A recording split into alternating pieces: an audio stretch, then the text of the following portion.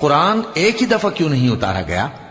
اس طرح آہستہ آہستہ اس لیے اتارا گیا کہ اس سے تمہارے دل کو مضبوط رکھیں، اور اسی واسطے ہم اس کو ٹھہر ٹھہر کر پڑھتے رہے ہیں۔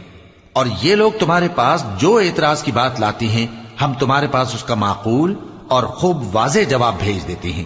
جو لوگ اپنے چہروں کے بل دوزخ کی طرف جمع کیے جائیں گے، ان کا ٹھکانہ بھی برا ہے اور وہ رستے سے بھی بہکے ہوئے ہیں۔ اور ہم نے موسیٰ کو کتاب دی اور ان کے بھائی ہارون کو مددگار کے طور پر ان کے ساتھ کر دیا۔